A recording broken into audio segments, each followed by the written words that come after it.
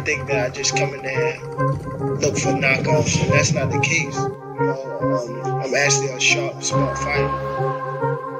So, well, I'm here. Who wanted to fight with me? I really don't care who's in front of me. I don't feel like no fighter beat me.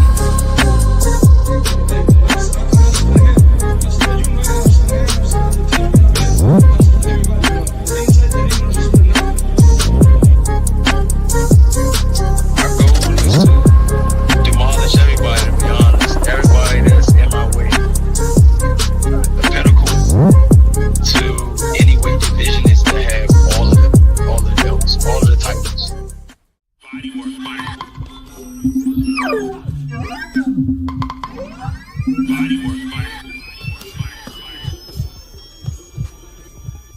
Welcome to Bodywork.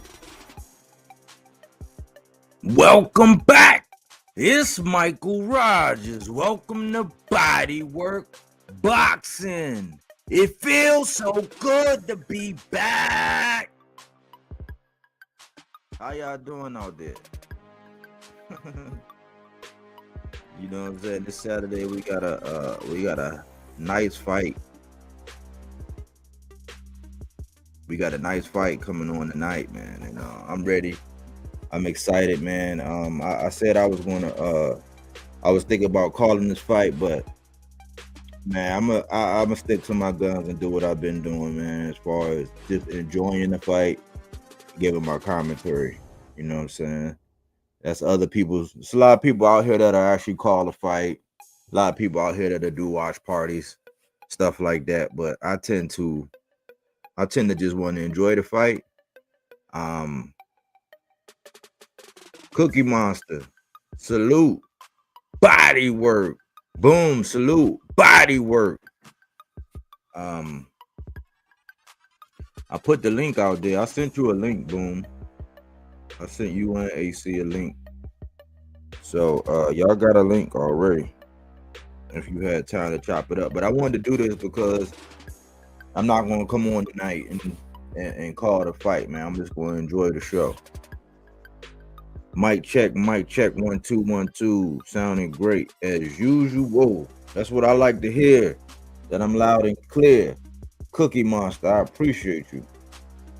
But yeah, man, it's interesting day in boxing. We know that the big fight tonight is the Erickson Lubin and Virgil Ortiz fight.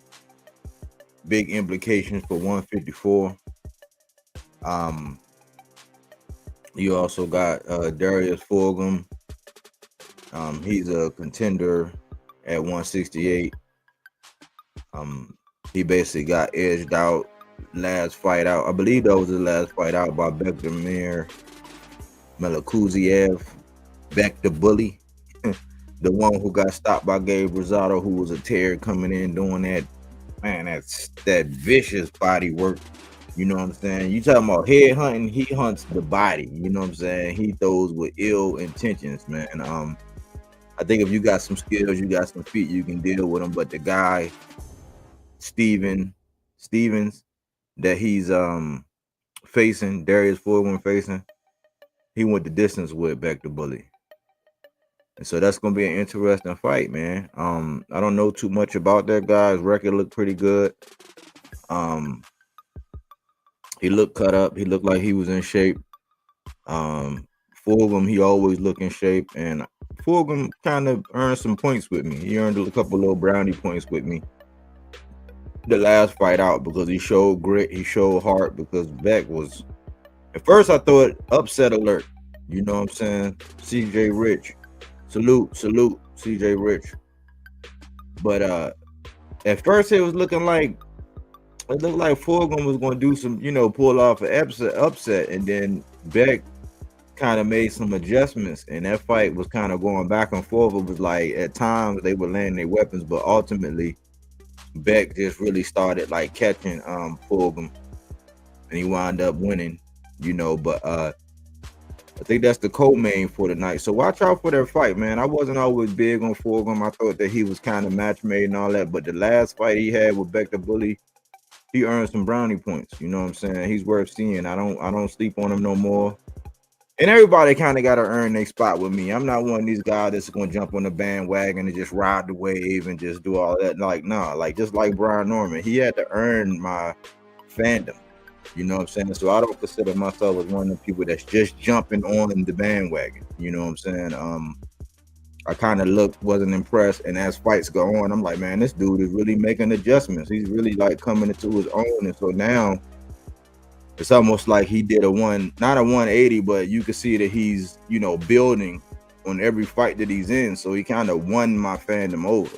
You know what I'm saying? I'm not like these other guys that's just going to go with the narrative. And just because people are just hyping you up and putting you out there that I'm just going to jump on. Nah, it's different. I got to watch you. I got to see you. I got to know what's going on before you can really get me to jump on the bandwagon.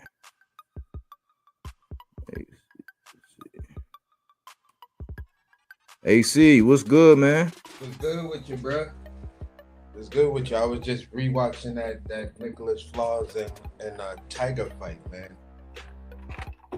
Like, what you think, bro? He made that man look like you had no business in the ring with me. You should have never signed the contract. Like from the first round, the first jab was like bang. The second jab, bang. The third jab, bang. And then he hit him with a straight, like, hold up, bang. I was like, oh my God. And he had Nicholas Flaws looking like that was literally Nicholas Flaws' first fight ever. Like if I was an alien and I landed and that first fight I seen of these two guys, I'd have been like, oh, that's a cherry pick. Wow. You just beating that dude up for what? And it'd have just been like, and you tell me, no, Nicholas Flaws is good. I'd have looked at it and said, okay, so then how good is that guy?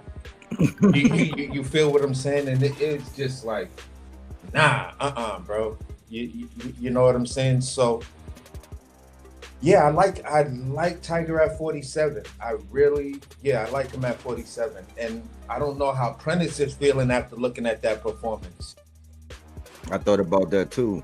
I was proud of Tiger, man. But you remember every time this conversation came up, you know what I was saying? I was basically saying he gotta let his hands go.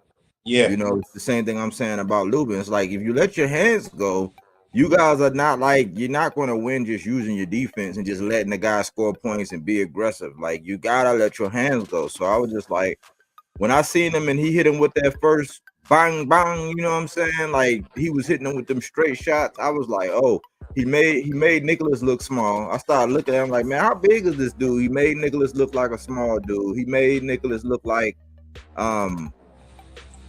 he said, we back to talking boxing and now and cussing folks out and not cussing folks out.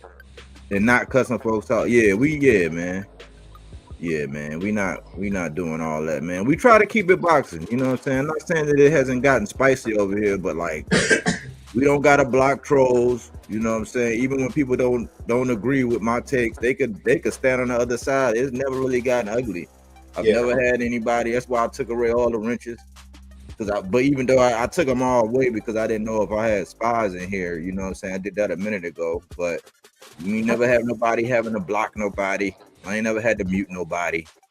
I ain't never had to. That's why I say, man, I want some of these guys that always had a home field advantage to come over. You know what I'm saying? Show that you're a road warrior, you know, because I'm not going to subject myself to me getting muted. I've done it before, you know, with people who say that they don't mute nobody. I get over there and I get to cooking their ass and they get to muting me and putting me in the back and trying to silence me. I don't like that. It's not gonna happen to you over here, but like, yeah, man, we try to keep it boxing. I think Boom said something about it the other day. He was like, man, Body, I like your channel, man. You keep it boxing. You don't do all that messy stuff. You know, I'm like, man, that's what the channel's for, man. You know, and I'm seeing everybody going through it, but you know what that really means. When you see people going at it a lot of times in this boxing, in the boxing game, like especially on YouTube, it just means that it just mean that we need more fights. Yeah. And like the big fights are not happening because they're always happening. When it's a lull in the action, people start getting inspired to just go at other people. You know what I'm saying? I've seen a lot of people here recently been kind of like either subliminally dissing or coming at me a little bit, and I'm just like, yeah, that's just because boxing is like it's weak right now. Prospectively, because we always keep it up. We always find something creative to talk about. We always talking about, upcoming fights, matchup breakdowns and all that. So I appreciate that, man. Yeah, that's how we keep it, CJ Rich. But back to what we were talking about as far as Tiger. Nicholas Flowers was looking like the darling. He was going to be one of the darlings of the division, and it was looking like he was going to try to be one of Pro Box's ascendants. I do know that he was the first one to put a blemish on Jahad Tucker's resume, and he has been imposing his will since he's been down there at Pro Box, having an identity. I know the Puerto Ricans was kind of like leaning for another guy, but like Tiger just set the reset button, and I'm glad that Tiger actually showed patience. I always knew that Tiger. See, when Tiger first came out, like, man, I like this guy, man. When he first came out, and then he got to a lot of fighters. I always say this. It sounds like I sound like repetitive when I say this. It's a lot of the guys I actually like, and I would do more material on. It's just that when they fight, they tend to come out and they have the power, they have the tools, they just won't let their hands go, and they always take the back seat in the fight, and they fall asleep in the middle rounds. Like Regis do it, he fall asleep in the middle rounds. I feel like Ray Ford, he's been falling asleep in the middle rounds. It's like these guys, Tiger was doing it. You know what I'm saying? Like he got rid of Nicholas Flowers, but like I seen opportunities to where, man, you got to take that risk. If you do it early and impose your will, because I seen him in this fight, he caught Nicholas Flowers a couple times early, and Nicholas Flowers, he started putting his hands in his pockets early. He was like, I don't want to do that again. I got caught reaching in the cookie jar. I don't want to do that again. You had something to say, AC? No, I was just gonna say, like, basically, I seen the same exact thing. Like he did two things that impressed me right off the bat within the first 3 rounds. Or actually in the first round, he made Nicholas Flowers small. After he made him small, then you started to take away his weapons, and then the only thing he was left with was, no pun intended, but his flaws. Good point. Great point. Because it started looking like, okay, what you gonna do, Nicholas? Like, what kind of? And I'm like, then I started thinking. I said, man, well, they matchmaking this guy. I'm like, you can't be on Pro Box. You don't get matchmade on Pro Box. But I was like, man, Rohan Polanco, because he was gonna have Rohan Polanco. And this kind of got me looking at Tiger Johnson and Rohan Polanco a little bit different, because Rohan was up for talks with this Nicholas Flowers, and it was like, for whatever reason, I don't know if it was Pro Box, I don't know if it was Nicholas Flowers and his team, or Nicholas Flowers, I don't know if it was his team, but then we arrived at Tiger Johnson, but Rohan his name was in the hat for that fight. Yeah. Melazar, I ain't seen you in a while, bro. What's going on, Melazar Konseba? Where you been, man? You forsaken me, Melazar. Boom, what's happening? Man, what's good? Salute to Melazar, man. What's going on, Boom? Man, nothing, man. Tiger Johnson looked sharp last night, man. Yeah. He looked real sharp last night, man. I'm rocking with Erickson Lubin later on tonight. Amari Jones, if you're watching, good luck, my boy. I got my eyes on you, man. So good luck, man. You got something with him? You got a little tension or something? Y'all got a little history? Yeah, we sparred multiple times, multiple occasions. So that's the one that was in Devin Camp, right? Yep. You know what's up with Boom Boom, man. He know what's up. I respect his game. I just feel like he don't respect mine. Every time he sparred, make it seem like I wasn't touching him up, but I was. If Devin saying it, then I know it ain't no lie. So good luck, Amari. You know what's up, man. But he ain't with Devin and them no more, right? Nope. Because of his attitude, his character, who he is. If you know Amari, you know what I know. You know, I don't want to get too deep into it, but yeah, good luck, little bro. Little bro, good luck. Calling him little bro. Y'all boxers got them inside insults. That's just crazy. Man, if he called me little guy, I'm little. He's little, bro. Feel me?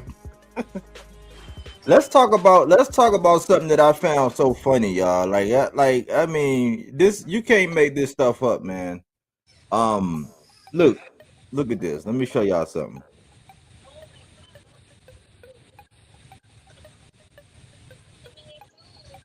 And shout out to Fight Hype, man, because this is where I saw this at. Now look at this, y'all. He's such a phony. Go ahead.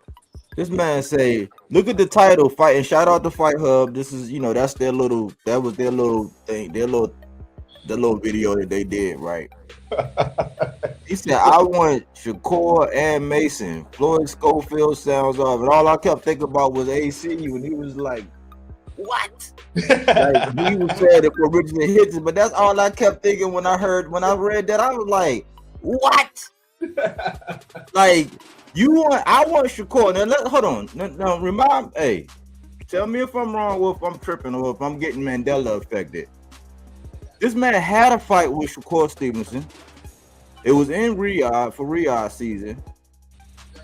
Whether he got tapped on the shoulder, whether he ate some bad oatmeal, I don't know what happened, but somehow, some way, him and his father pulled out, and then they say the British board said that they couldn't go for it, so they want to be relieved of the accusation, that they really didn't pull out, but they had a signed deal. They left Shakur at the altar, and that's how we got the Josh Padley.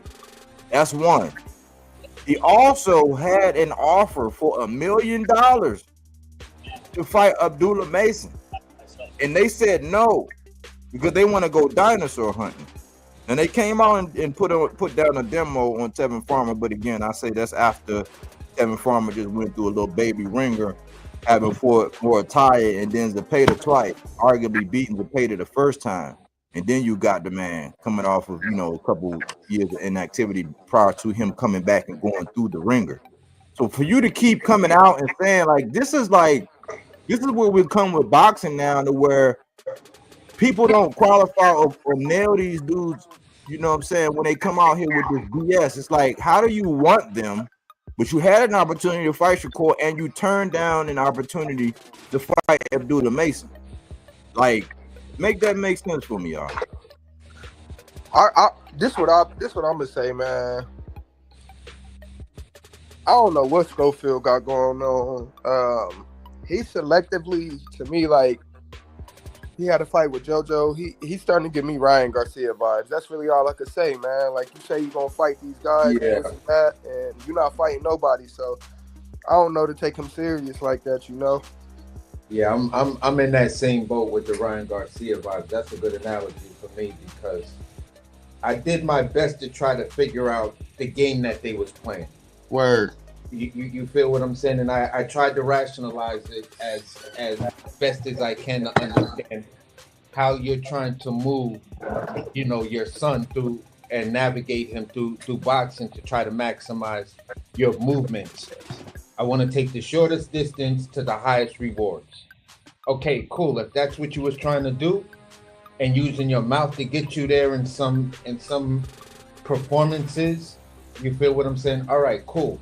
But you can't come out and then bullshit me and tell me that dog shit is just brown mud and tell me I want Shakur and I want Mason. You walked away from $1 million fucking dollars to fight Mason. You walked away from $1 million. Now there is no way in hell your dad can justify you two guys walking away from $1 million. There's no way. You feel what I'm saying? I tried to rationalize the whole thing that happened in Saudi Arabia. At the end of the day, it made perfect sense to me because everything else just led to this one thing, as ridiculous as it might be. It's that whole old Sherlock Holmes thing. When everything rational and common sense just don't make sense, then the only actual answer is the ridiculous thing. Okay, cool. You got to tap on your shoulder. I'm gonna stay 10 toes down on that one. You feel what I'm saying? Because it's supposed to do something so Shakur can get his highlight. You seen after that fight, that man still had swollen hands after beating up Patty. So in the Floyd Schofield fight, I don't know how that might have went out. So yeah, you got the tap. Hindsight and all, you got the tap. Now you come out and you was gonna fight Jojo Diaz. That kind of made sense. And then when you pulled out, I said, oh, so you're pulling out the Jojo Diaz fight because you're counting on fighting someone else or being elevated or putting yourself in a position where y'all gonna fight for Tank's belt. Mm-hmm. Then the Jake Paul thing fall apart. Now you make this stupid ass comment. Bro, y'all like Body just used the analogy. I don't know if y'all ate bad oatmeal, but I don't, all three of us got kids. I don't know if Boom's child is old enough yet to eat oatmeal. She old enough, yep, go ahead though. You gonna get your baby some oatmeal, one of them little instant packs of oatmeal for the little kid ones. Right. You gonna get them dressed up, and they gonna have the nastiest blowout that's just on everything. You just gonna look at them like, how does that much shit come out of this little thing? You feel what I'm saying? So for me, that's Floyd Schofield. You're an oatmeal blowout, bro. You just all over the place, and you ain't making sense. And guess what? This shit really, really stinks, bro. You got me on some like I can't even stomach the smell of the bullshit you trying to feed us right now, young man. I did everything I could to try to rationalize your moves and try to pull for you, not the package. You keep everybody's eyes on you, and then you say some stupid shit like that, and it's like, okay, I can't. That's what I'm saying. Like, I just can't take him serious on his word no more. Like, one moment you fighting this guy, then the next moment you fighting that guy, then he pulled out, So I don't know, man. If he need a break from boxing, then just do that. You know what I'm saying? Ain't nothing wrong with it. You just really got to stop misconstruing people. You got to stop, leading people on, making people feel like this. Like, you had that man JoJo ain't care for nothing then, So I don't know, man. That shit just corny, bro. Yeah. The boy who cried wolf, man. Where he's starting to become the boy who cried wolf. Yeah. It's like it started like this act, and like, yeah, I couldn't help. I was starting to say, man, like, yeah, he giving me Ryan Garcia vibes, but the only thing is Ryan got a whole fan base that he can rely on. Like, you know what I'm saying? Because the contrary to popular belief, they don't look at Schofield like he's Puerto Rican or whatever he be trying to claim, because his grandmother was like 1/24 of a, you know what I'm saying? It's like, come on, man. Yeah. Like, she's a super quadroon or whatever she, like, you know what I'm saying? Like, he don't got the fan base. Him and his dad have just always been good dream sellers. You know what I mean by that? Like, they sell you a dream and make you feel like it's gonna be this and that, and it ain't that at all, bro. My bad though, Body. Go ahead, bro. Nah, but I heard somebody doing an impression of his father the other day. It was one of these other channels. I was rolling, man. They was they said an alien came down and abducted us, and like they had the alien came down and abducted my son, and he got probed, and his butt is injured, so we're gonna. The doctor said. I was just like, man, like they hit him in the head. but it's like it's like, are we going that far? Like, how are we going that far? Like, look at what this dude is saying. He wanted Shakur and Mason. I want Shakur and Mason. Well, you had a Shakur fight and you turned down Mason. Like, I can't make this up. Like, what I know what you was homeschooled, cause I guess that's why you didn't ride the short bus with the assistant that come off with the road guard vest and help you get on and off with the bus. You know, I guess you did, you know, since you was homeschooled. But I'm like, can't make this up. But let's let me move on, man. Let me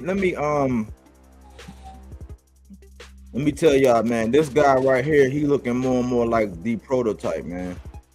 And all it's doing is making guys who move like this guy look better in the long run, because he's not turning down no smoke. He's not giving no flip-floppy vibes. You know what I'm saying? If that was him, if he would have had that Shakur opportunity, we would have got a fight and we would have already known the results. And it'd have been months. It'd have been months and months now. You know what I'm saying? That we would have known who was who. He would have took full advantage of it. And I bring him up because he's got a test in this guy Sam Nooks, who can actually punch. This dude can actually punch. But even if something goes sideways, I would respect the decision that he's making way more than I respect. I'm still not gonna look at Schofield the same way because he's playing the politics. I would respect, because this, like, what he's doing, what Mason is doing is much like what Lubin did. Where Lubin, he rushed in and he got straight to the fire when it came down to Jamel. He was 22 years old. Mason is 21 years old. But he's not facing Jamel Charlo, let's be honest about that. But he's going straight to the smoke, going for the title. So if something do happen to where he get pushed back, or if for whatever reason in the sport of boxing, because this is like the year of the upset, if something happened, I'm still going to respect him more than I respect the Schofield. It's just like with him getting dropped. I don't look at him like, oh, my guy got dropped. It's like, no, he faced adversity. He got up and stopped the dude. You know what I'm saying? So I'm always going to have more respect for Mason than I will for the Schofields. And they always going to be, it's like Joe Flacco and Matt Ryan. They're always going to be tied at the hip in comparison, even though somebody would say that Matt Ryan was way better than Flacco, but Flacco always got the chips. You know what I'm saying? He always performed. You know, in the regular season, people would say, hey, I want Matt Ryan. But Joe Flacco is cold as ice under pressure. So they're always going to be tied at the hip as far as comparison. It's almost like the Carmel and the Zaquin Moses. They're going to be tied at the hip. So right now in this race between those young guys, give me Abdullah all day, twice on Sundays. You know what I'm saying? So that's how I see that. Yeah, I see it pretty much the same way, because when you look at, I'm looking at everybody give the answers to this new thing or game that the interviewers are playing, fight, friend, or train with. I watched the Devin one and he was so confused. It was like, I don't know, this is a hard one. If you got that appetite for smoke, it's easy. I want to fight all of them. I ain't friending none of them niggas. I ain't training with none of them niggas. I want to fight all of them. So for me, it just lets me know Mason, Brian Norman's attitude right now, Bam's attitude right now. It's really got me looking at these youngins like hard body, like this particular crop of youngins that are the pros and building their names right now. Mm-hmm. Yeah, this is the blueprint right now. That's the blueprint. That's the boxing I remember. That's the boxing I remember. That's the fighter's mentality that I remember. That I used to look up to these guys, you know, when I was coming up and was like, yeah, that's what's up. Wow. And then I was, you know, I was a impressionable kid at times, and, you know, somebody try to come at me, I might quote something that one of my favorite fighters said, like, what? You want to fight? Let's get it on then. What I need to be scared of you? You feel me? So it's like they're the type of fighters, the fighters that come after them, you know what I'm saying, are gonna look at and be like, wow, because it was that small group of dudes like the Arrows and the Buds. You feel what I'm saying? And then there was a gap. And that's where you got your Boots and your other people, your Boots, your Cores, the Devs. You feel what I'm saying? And now it skipped a generation, and now it's hitting the younger people. Like, yeah.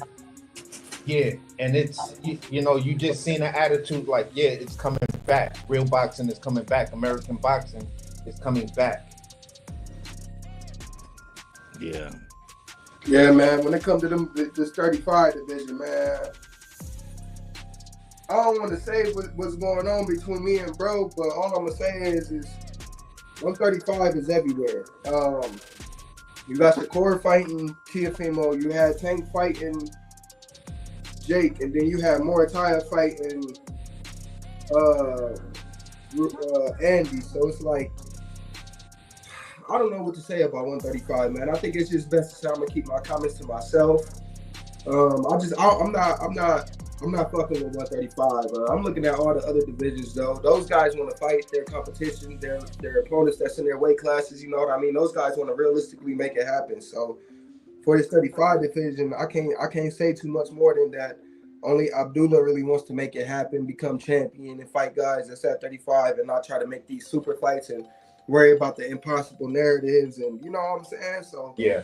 Again, I don't know how to take 135 serious right now. So to me, that weight class is a fucking joke. And if you fight at 135, hold my dick. I don't give a fuck about you. That's all I got going on.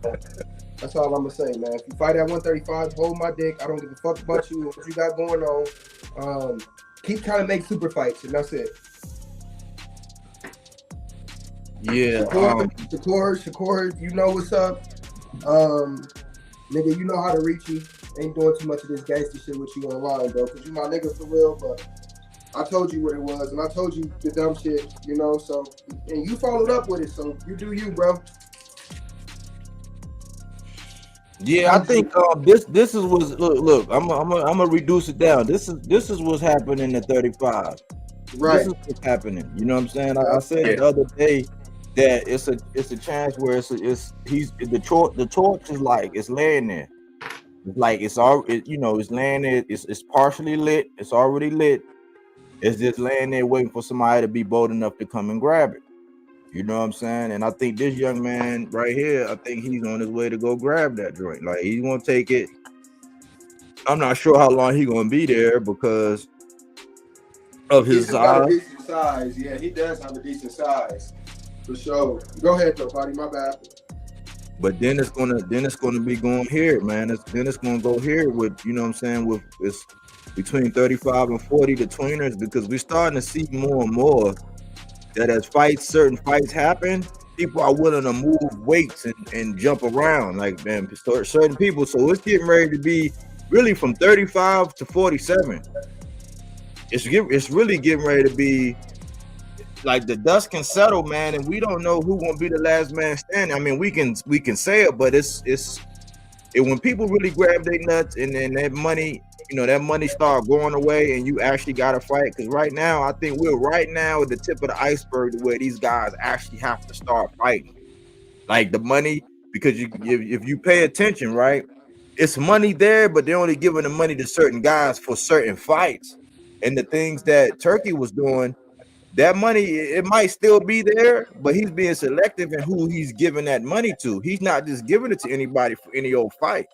And so maybe if you was willing to go do something strange for a little piece of change, you know what I'm saying, a couple months ago, maybe a year ago, those opportunities are not there. So these dudes really got to fight each other. And when you look at these divisions with these guys, you know what I'm saying, with all of these guys, these are the next guys like Nicholas Floss.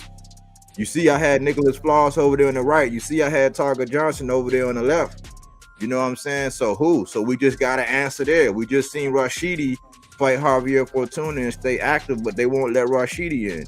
They won't let Blair the Flair in. Liam Paro just moved up to 47. Ryan Garcia, he's getting ready to get a shot at, well, they say, we don't know yet, but they say that Barrios, Frank getting ready to come back. Tito Mercado, we're going to get answers from him in December. Rohan Polanco was going to fight Nicholas Floss, or I think he was in line for that Nicholas Flaws, but somehow Tiger Johnson got it. And I know that when Prentice was behind Tiger Johnson, he was basically saying it might be 2 fights before he ready. He's like, give me 2 fights. Well, Tiger Johnson just had Boca Chica and he had Nicholas Flaws. So his resume is coming along at 47. Your boy Avius Griffith, he getting ready to come back, right? Word. So you know what I'm saying? Like, I don't know, have you talked to him at all? Have you Oh yeah, me and bro been chopping it up for a couple weeks now. For real. And he had 47 though? Just a quick question. Yeah, he had 40. Oh, he had 40. Okay. Yeah. No, is he at 40? Yeah, he had 40. I thought He dropped down? Oh shit! Excuse me. He is at fucking 47. Yeah, my I was bad. like, He is at my bad. Excuse me. That's a typo on me. He is at 147. My bad. like No, he didn't go down though. He actually doing good. He in good spirits. And his head is on straight. So I'm proud of him for that. And he's mentally doing really, really well. So I'm happy for that. Word. He's saying he got back in camp and worked on some shit. Like, is he still hungry? Yes, I think he's more hungry than he was before. I'll tell you that. and see for me, I honestly, bro, I love fighters that take a L and then come back 15 times more hungry. Because that to me is always the will of a champion. You feel what I'm saying? That lets me know you really bout that. You know what I'm saying? So I just hope he can get a good name. You feel what I'm saying? Come back and show people that that night right there, it was a hiccup night, and I just had a bad night. Shit like that happens. It happens. It happened to Hagler. He just got in there, had a real bad night, and some relative, like, kind of unknown dude beat him. And then he just goes on the terror. So at the end of the day, man, it's boxing. Yeah, that guy Hammerhands, man, he was a savvy. Salute the Bills, man. Salute Bills. Good to see you again, man. Yeah, that guy was pretty savvy, man. That dude had a nice amateur pedigree, man. They said he was real nice. He just had some setbacks, man, and you could tell he kind of knew what he was doing, man. Yeah. He wasn't nothing to shake no stick at. So it's one of them guys that could be easily overlooked because his name wasn't the biggest. But yeah, that's why I say, man, like 40, 47, because a lot of the 40s are starting to migrate. A lot of the 35s really could be, because when I seen Keyshawn, I told y'all, I told you, I told Smoke, I said, look at him. I said, man, Keyshawn looking bigger than Avius and Tiger, because they was all together. And I was like, I don't know, man. He might not should be down at 35. You know what I'm saying? So it's like, if the fighter's right and they line it up, man, on any given night between them divisions, man, especially between 40 and welterweight, between 140 and 147, damn near any given night, man, the right matchup, you know what I'm saying? We started to see it. Yep. You know. And I ain't mad if one of my favorite guys loses. I'm like, yo, that was a great ass fucking fight, man. Fuck. Word. But speaking of that, let's look at this. Remember, I've been on to something, y'all. I was saying that is this the year of the upset? We had Barbosa and Catterall. We had Resendiz and Plant. We had Nair Albright against Kelvin. We had Rolly against Ryan. I mean, Bud and Canelo. We had Tank and Roach doing the draw. Nobody saw that. We could scratch Tank and Jake because now that's off the table. But now we're looking at Norman Haney. Can Haney, because right now I'm thinking if you say Haney, that's the upset, which is weird, like, because Haney, you know what I'm saying? Like, I ain't talking about people on YouTube.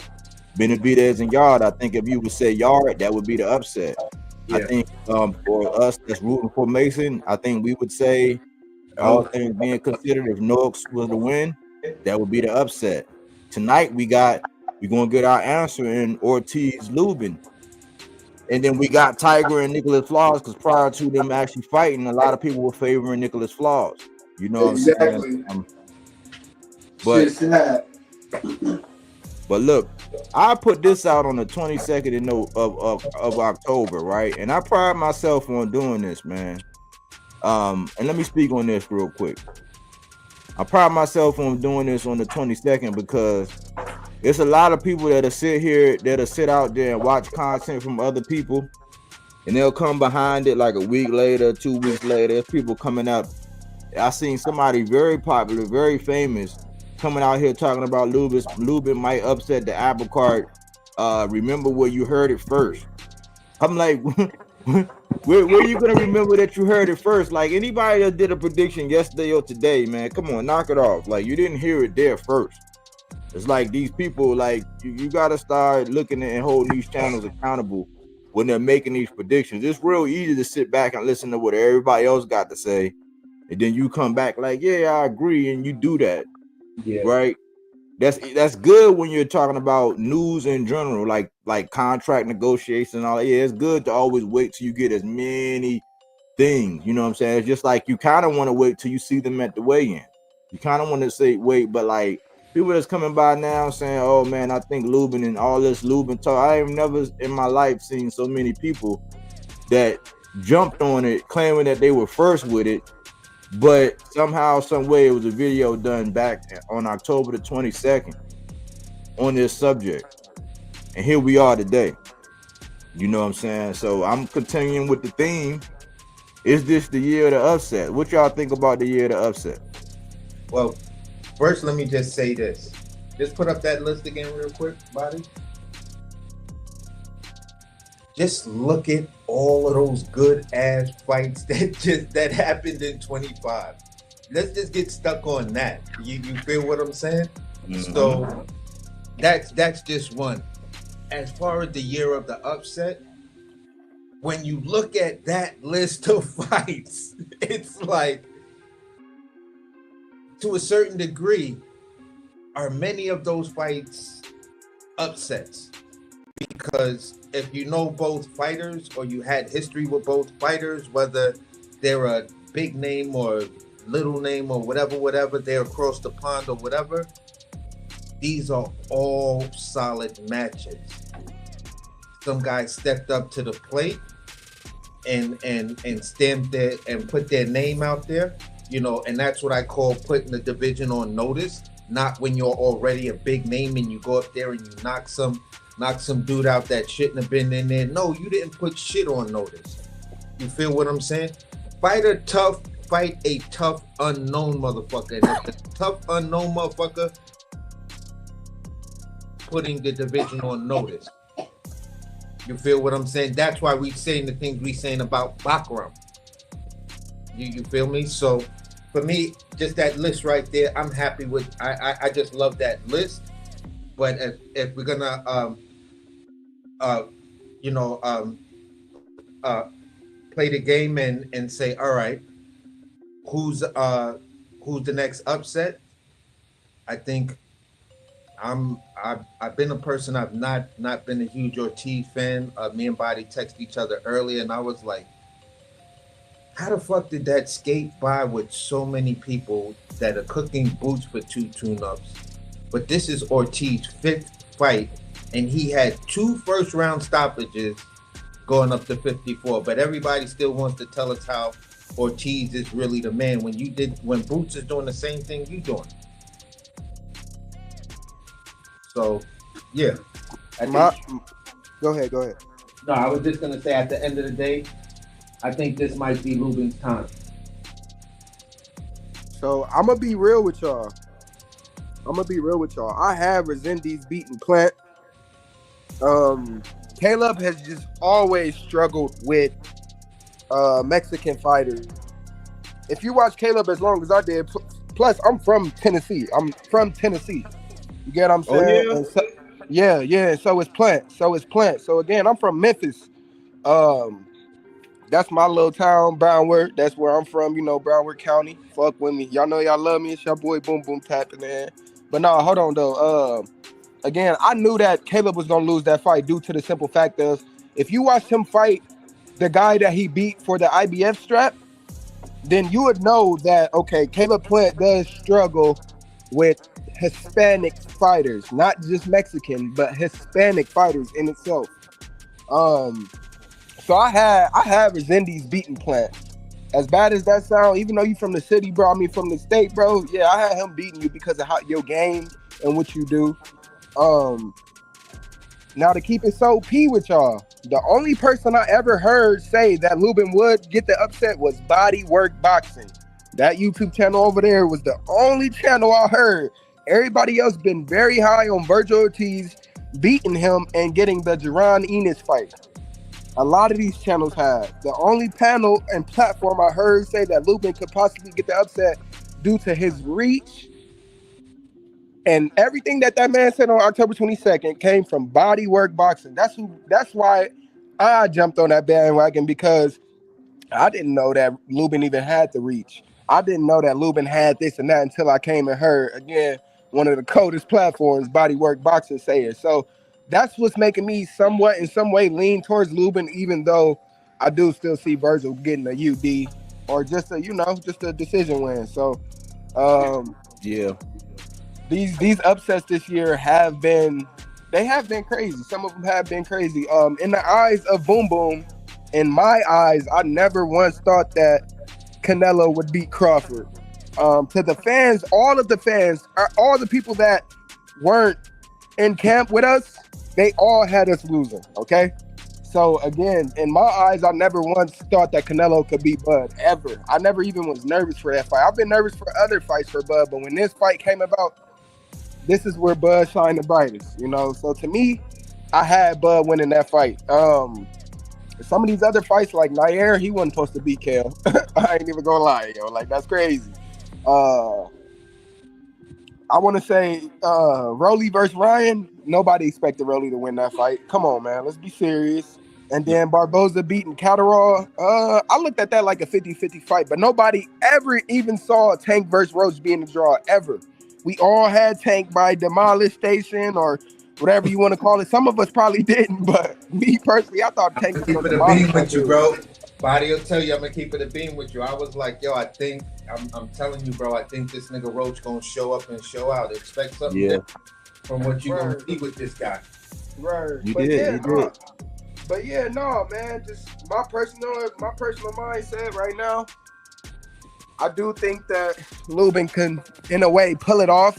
But Lubin, you are in this man's town. You are fighting him in his backyard type shit. So you got to be ready to go, man. So we rocking with you tonight, man. I feel like I'm going to just go ahead and say I'm rocking with Lubin tonight, man. Just honestly. And it's another upset that it's another significant upset that it's failing me, but it's not on here. But if somebody else got upset, like, everybody thought it was gonna go this way, and it went the other way. But I can't remember who it was right now. I'm trying to think. Was it what weight class? I can't even tell you. Hold on. I could tell you one fight that probably was an upset, but it's debatable, and I would say old boy from B&B that fought Billy. Oh, Lester. Yeah. I would say Lester. To me. Here's my one. Here's my 3 takeaways from Lester. Yes, I thought he won, but one thing about it wasn't enough jab output. It wasn't enough body work output. And he just didn't move his head enough. So to me, I seen a draw. Like, I'm being real with y'all. I even texted the chat. I'm like, man, this a draw, y'all. Like, I ain't gonna bullshit y'all. No, I actually seen the draw, but I also felt that he won. Like, for some of the body work, it was there, but it was sneaky, and then he followed it with an uppercut. He'd hit him in the body and then hit him with the uppercut. Yes. You feel what I'm saying? I think if he would have threw that third and fourth punch that he was throwing like late, starting from the 10th round, he was putting the third and fourth one behind that combination. Yeah, That's when you seen when Billy look wobbly and shit like that. I think Yep. if they would have stuck with that, or him being in the ring making that adjustment, let's say from the 8th, he probably could have stopped him, or at least got a majority victory or split decision. Word. Like I said, man, my only 3 takeaways is just like, I agree with AC. The Bodywork was sneaky in a way, but I just didn't see enough of it, and there wasn't enough jabs. And yeah, man, just he wasn't moving his head like that. Like, and Billy was landing shots that we know Lester could move his head on, or Yeah. personally, like, we know Lester, you know, to get the fuck out the way, you know how to too. So it's like, you know. They matched with that brawler style, and they both was loving it. That's my biggest takeaway. They both loved the way they performed that night. They just gelled that way. That's the complexity of the fight. They chose to have a semi-phone book fight, and it worked. But outside of that, I'm still trying to think of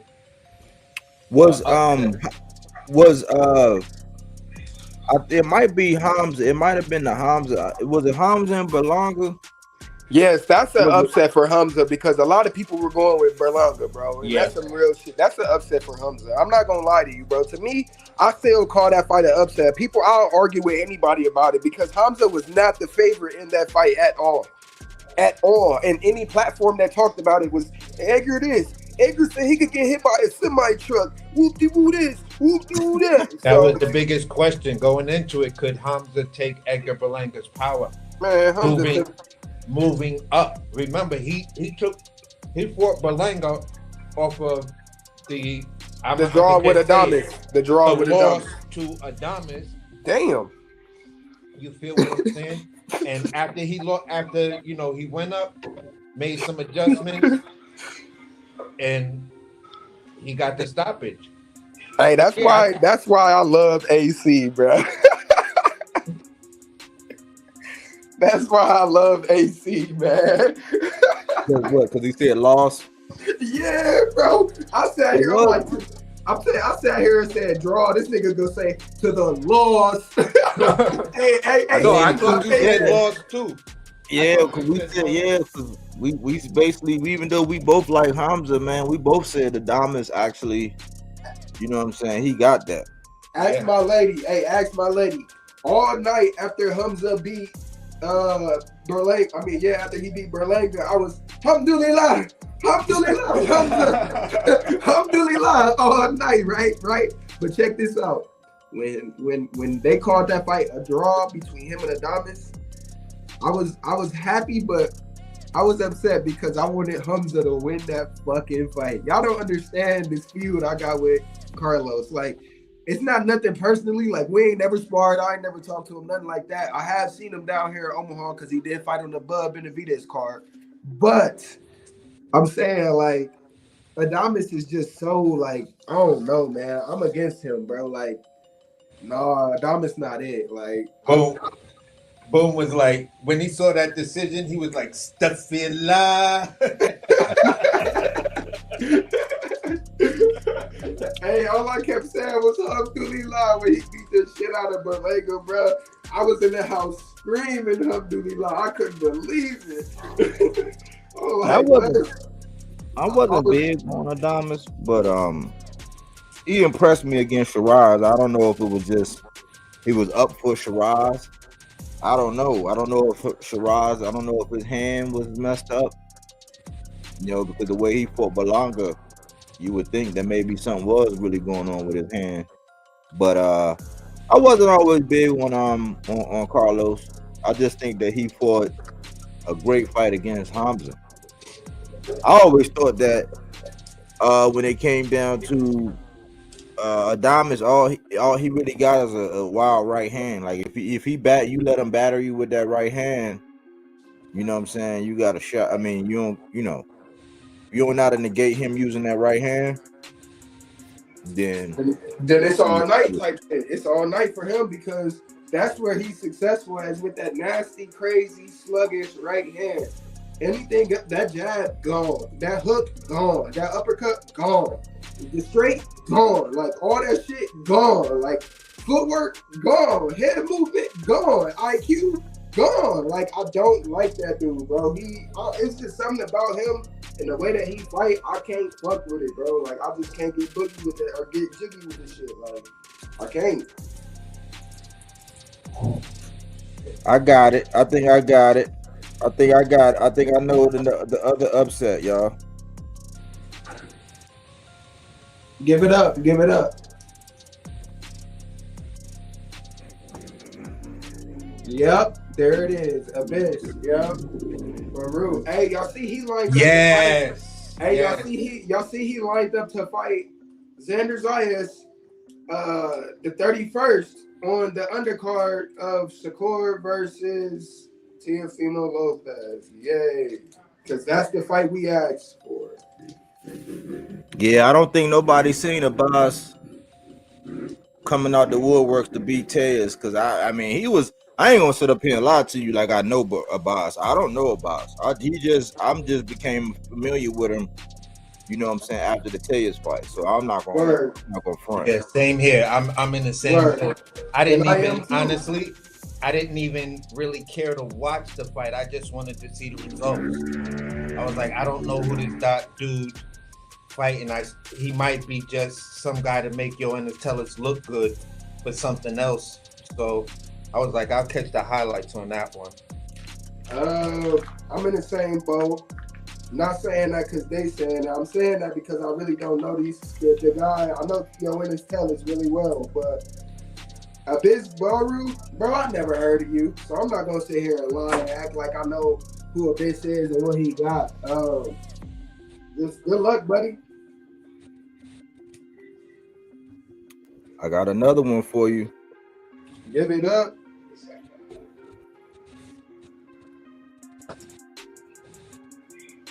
That's why I say I'm on to something. That's why I've been looking at these things and like trying not to listen to everybody, man, because when this fight came out, you can't tell me that the whole media world was saying that the guy on the left was going to win and not the guy on the right. Which one is it? Hold on, I'm about to play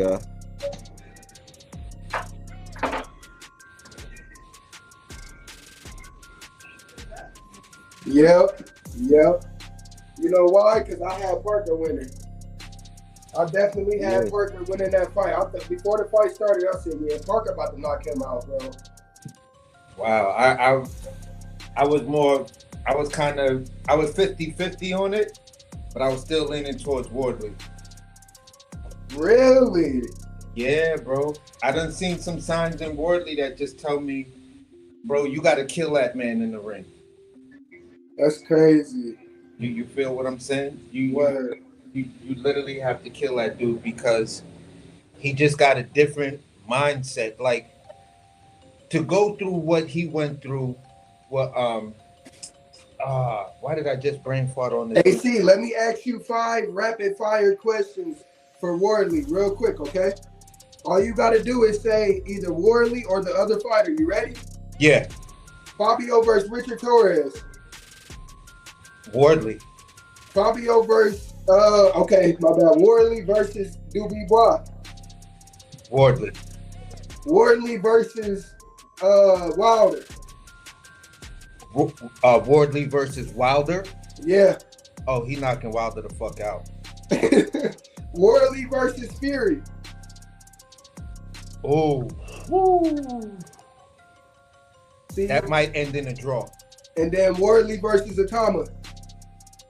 Wardley. What? He said what? Hey man, I believe in Wardley, man, because that's gonna do it for me tonight. Good luck to Bodywork. Shout out to No, I'm saying this. Why can't I remember who was Wardley's fight before he fought Parker? It was the dude Hooney. Oh. Yeah, Hooney. Justice Hooney, I think. Yeah, Justice Hooney. This is where I was. For me, Justice Hooney was that man to be that guy in the heavyweight division. when I sized everything up about Justice Hooney. And the way Justice Hooney was beating Wardley up, I was like, see, this is, this is about the, I love this fight. I thought it was going to be a really good fight. It is a great fight to watch. Word. But Hooney's starting to show everybody that separation. Mm-hmm. And then Molly, what? I was like, get the fuck out. Oh my, no. Literally had me standing up. Like, wow. So one more. Wow. No, nobody's fucking with that dude right now. If they go out there and do that to Parker, I'm like, nope. I'm like Bodywork Benavidez. I'm not betting against Wardley.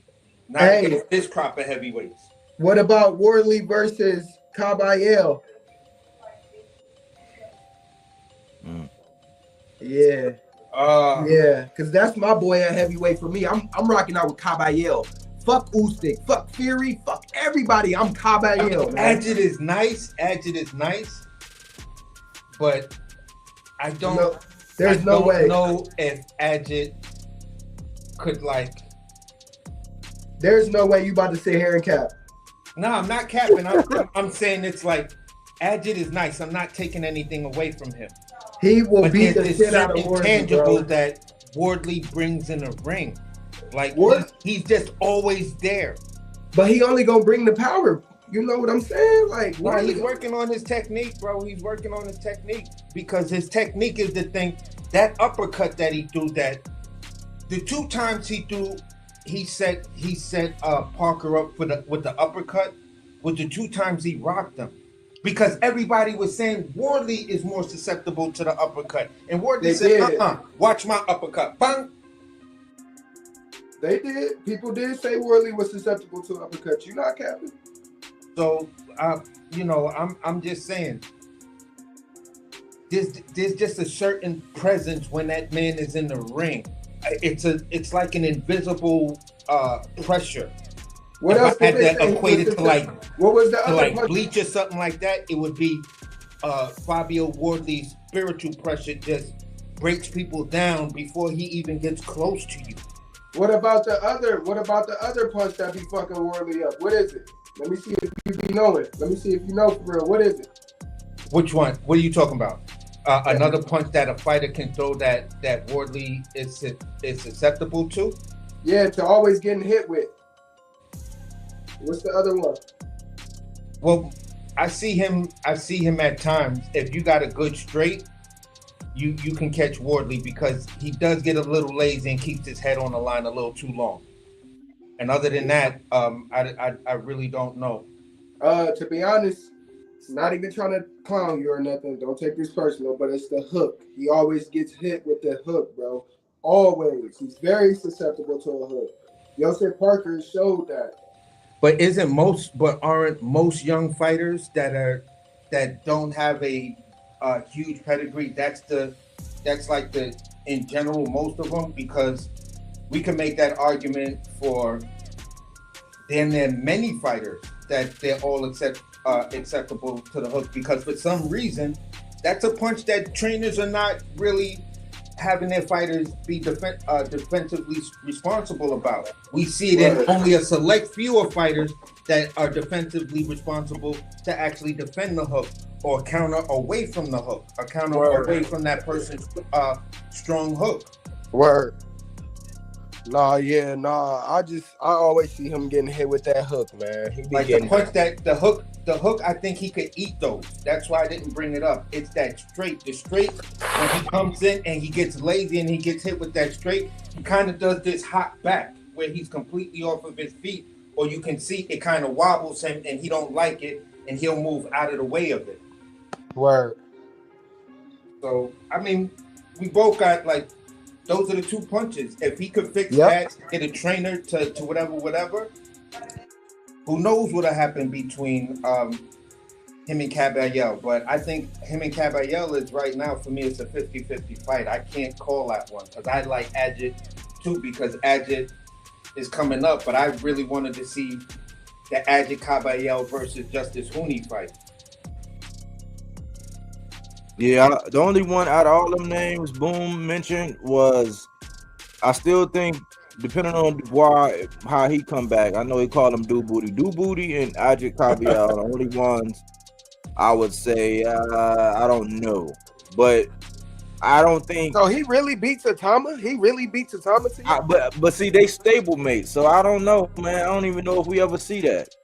Right. Stablemate. That's like Jared Anderson and the Jagba. I mean, so anything can happen, but like that's how I look at it. Like, you know what I'm saying? So, and I got Wardley over Ajagba. I do. If they make that fight happen, which is stupid, I do got Wardley over him, bro. I really do. The issue I have with I meant to say Big versus, Baby. I meant to say Big Baby. That's like Jared Anderson and the Jagba. They're stablemates. So Fabio Wardley and Atama are stablemates as well, just like Big Baby and a Jagba. Yeah, but I'm saying it like this. For me, when I look at Atama, I see more of them trying to work you because you may be the guy that they want to invest in. Wardley, he's the bulldozer. He's the guy that seems to be clearing the path so they can make you famous. Because at the end of the day, when you look at Wardley, look at his last 2 fights, then look at Atama's last 2 fights. Look at the names, look at the level of competition. It's not even the same. Yeah. It's not even, it's and like, dare I say something, AC? Dare I say this? Is he like, this is what he remind me of. He remind me of what they say Wilder was, only I think Wilder's hand was just a little bit more dynamite at this point. You could just say it's a little bit more dynamite. It's undeniable. But I think I think his ceiling is a little higher than what Wilder has as far as like a repertoire, like being able to go to a plan B and stuff like that. I think he has that eraser or that equalizer, whatever you want to call it. Against high level competition. Yeah. Like these are the guys people are talking about. You just did this to an ex-champion. You feel what I'm saying? Maybe what's Joseph Parker, like a 2-time champion or some shit like that? So at the end of the day, maybe he's not a 2-time champion, but what I'm saying is Wardley, if I had to make the comparison, and this would piss off a lot of Wilder fans because I was a heavy Wilder fan too, but I'm just speaking honestly. When Wilder really started to step up in competition, right off the bat, when I saw when Fury had hair coming in the ring looking like a WWE wrestler with the suspenders and everything, calling Wilder a big sausage, and then when he stood right next to him and looked down at Wilder, I was like, oh shit. Because they said Fury was outside banging on the door and punching the door and, you know, throwing garbage cans at the door, screaming, let me in. And then when he get in there, he just walking straight down, looking like a whole WWE thing, then get the little run, jump up in the ring, and then get up in there like, you big sausage. You can't run forever from me, you big sausage. And Wilder just had to look like, but I just won my fight. I can't have 5 minutes for my fight. And I was just like, bro, that big motherfucker is gonna whip your ass. And then when I you know, it was like him, AJ, and Wilder. That was the mix. You feel what I'm saying? Wardley is doing that. Like, you going after the big names. Whether I could win or lose, I don't give a fuck. I just want to fight. And that's why that's the dog of that division. There's some other nice dudes, but that's the motherfucking dog right there. Word. Answer that question right there. Was Parker beating Bukoli? Was that an upset? Nah. In my It's an eyes, ugly upset. I can't say it's an upset, man. All right, what about this? What about this one? Because we argued that Ajagba really won that, but they counted it a draw. Was Ajagba's draw somewhat an upset versus Bukoli? No, it was a draw. It was a draw. You think it was a draw? Yep. In my eyes, that was a draw. What about you, AC? What you going with? Um, I felt it was a draw. I felt it was a draw. I felt, and this has been my problem with Ajagba. Sometimes he takes his foot off the gas. You feel what I'm saying? He just doesn't like when Body early was talking earlier about things that he's seen with Tiger Johnson, Nicholas Flaws, and that whole group of boxers. Yeah. It's like Ajagba came in with that group because you do that same thing. You take your feet off the gas. When you have the advantages, when you start to get your momentum, then you decide to back up. And then you'll give the guy a couple of rounds. I don't know if it's your conditioning. I don't know what the fuck it is, bro. But you always keep letting people get back in the fight on you. My problem with Ajagba is bro, you taking too many draws and too many losses against competition that we think you can either beat or at least be great for. Like you can make it a better fight than what it is. You get what I'm saying? So my issue with you is you ain't stepping up. When the lights turn on, you not being bright enough. Like you dim as fuck, bro. You know they need to put him and Torres in the ring. And I think Ajagba's problem is that he gotta have his identity. I don't think he have identity right now because I ain't gonna lie. I thought Bacoli was gonna put him to sleep, but like he actually boxed. He just chose to at times. I don't know why he chose to stand there. I don't know if it was a gas tank thing. I think Bacoli kind of imposed his will on him a little bit, but he chose to stand there when he could have just easily kept boxing and it would have been a whole different ball game. But I think Ajagba really gotta establish his own identity. I don't think he has it just yet. But I would say put him in there with Torres. If I was Top Rank, I would put him in there and see what happens.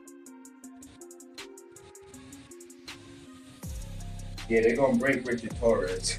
I would test his chin against Atama just to see if the power real with Atama. You know, that's my only thing. Word. With Atama and Efe. Yep. I would just test his chin against Atama, and then I would test Atama's power against Hefe against somebody who's tough. You know. Here's the crazy part about this. What the fuck's going on in Efe Ajagba's career that his name is still in the groups of It's not. and Richard Torres. It's still in the group of, and Atama and stuff like that. And if we go back, when Wilder was just coming up, you feel what I'm saying? When he was, after a couple of fights of his belt, we were starting to hear about the young African knockout specialist, Efe Ajagba. He went around. We was asking for him and Frank Sanchez to find out who was going to be the next guy. Word. Frank Sanchez fizzled out. I had a lot of hopes for Frank Sanchez, but he's fizzling out. Word. Efe can't get past his name being in the same sentences as to me prospects that just entered the contenders race. Word. It's like Efe, you stuck right there, bro. What are you gonna do, man? Because right now your name shouldn't even be in that. We shouldn't even be talking about the people we talking about to fight you. We should be talking about the Wardleys, the Joseph Parkers, the Dubois. You feel what I'm saying? And to be honest, you should have already won a world title. Absolutely. And that's my problem. That's why I can't really fuck with him, because it's like, damn, man, when the lights come on again, you fold under pressure, bro. Like you do. When them big fights come, bro, you don't step up. Like, truthfully, I'm not trying to be rude, but Hefe, you to me, I thought you was more than what Top Rank seen. Like, I knew that Top Rank was overhyping you, but in my eyes, I'm like, Hefe can fight a little bit. You know what I'm saying? You had that star moment when that dude walked out the ring and whoopie whoop, but it's just when you fight certain competition and the guys that's on certain levels, you don't step up, bro. And that's the problem with it. Yeah. Yeah, I think. Well, I mean, he's 21-1. You know, he's 21-1. You know, he lost to Frank Sanchez, which Frank Sanchez, man, that was one of my guys. I thought he was like the Sasquatch of the division. You know what I'm saying? When Yeah. nobody really That's wanted the to see fight. him. That's the fight that I thought Hefe would win, bro. When he Nah, fought Sanchez, yeah, I thought he was going. That was on the top rank card. I thought he was going to beat him. I never had Frank. I never had him beating Sanchez. I was like, Sanchez is just a problem. You know, What happened to Frank Sanchez? He I think something happened to his knee. Oh, Okay. yeah, because he had that brace on that one fight. Yeah, but I think look, all he need to do, he need to run. He can make a name. I think a jog will be all right if he get back in there with Bacoli, and they got to run that back. I think both of them kind of need that right now because both Bacoli is kind of questionable with him jumping on with that late replacement with Joseph Parkett, and then Hey, you know, I got a question, man. what's up? What about fucking Jared Big Baby Anderson? Like, I think I don't know if motivation is there. Take that, do that side one more time, because I did the same thing after I said his name. Go ahead. I don't know if his motivation is there, man. Man, what's up with my boy? Like, damn. Oh, Then when I asked one of the niggas that's on his team, or like one of the little amateurs that be around, the nigga get mad at me. Like, damn, I'm checking up on bro. Like, where my boy? Like, what's up? What we doing? Like, word. Like, nigga, this shit not good to see, bruh. We know you can fight, bruh. Get back in there, bruh. What's up with you, bruh? That man might want to be a security guard now, man. He might want to be top flight security of the world now. He might not want to box, man, because I'm gonna tell you like this. That last fight he had against this guy Marios or whatever back in February, that shit acting all careless and shit. That shit. Yeah, like that. If that shit would have been like 12 rounds, man, that fight might have got ugly in them championship rounds, man. Man. Dude started figuring some shit out on Jared, man, and he was in there like because he told Prentice, he like, I don't want to go the distance. Yeah, I'm sitting there like, yeah, don't you know it's cameras in the corner, man? What you talking about? And Prentice was like, well, do what I say. If you do what I say, it ain't gonna go the distance. But if you keep doing this, it will. He's like, but I don't want to go the distance. I'm like, what the hell is wrong with this dude? So I think his love, man, he might have got the love sparked out of him, man. Like that was a devastating loss, man. That shit make you question that shit make you question life, man. They should have got him like right back in there, man. They should have got him right back in there. Word. And built them back up, like what AC be saying about how they did AJ. Get him back in there and but Jared is volatile at this point because that dude that was in there with him, he was heavy-handed, but Jared is athletic enough to where he should have been able to use his athleticism to set Buddy up and get him up out of there. He just was lax. He was just too lax. Man, my question is again, if you know he has some popping them punches, why would the fuck would you get back up and try to bang with this nigga, bro? You serious? Like, Body, say me and you boxing and you done knock my ass down, and that one good time you knock me down, I get up and I come back to brawl with you. What you gonna do, Body? What you gonna do if I get back up and try to brawl? I'm going background on you, man. I'm going Thank background. you. Thank you. Like, why would you get up and bang with this nigga? Like, your chin was suitable for this shit. Like, nigga, I'm good. Fuck that nigga. Bink, bink, bink. Over. You damn near fell out the ring, bro. He was in the heat of the moment, man, and man, that shit had me. I almost cried, man. I'm like, damn, that shit wasn't it, gang. Like, that's what we doing now. We get knocked down, then we getting up and banging. All right. All right, I'm gonna play something for y'all, man. So we're gonna switch gears and I'm gonna play something for y'all and ask y'all what y'all think about this. Let's see.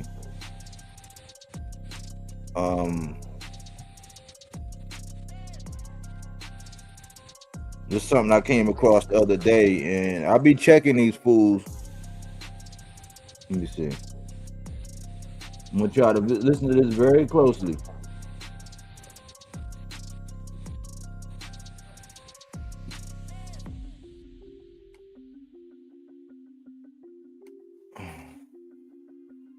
Copyright disclaimer, man. Copyright Act of 1976 allowance is made for fair use purposes such as criticism, comment, news reporting, teaching, scholarship, and research. So that's what this is for, man. I'm not biting nobody material, but I want y'all to hear this real quick. Listen to this.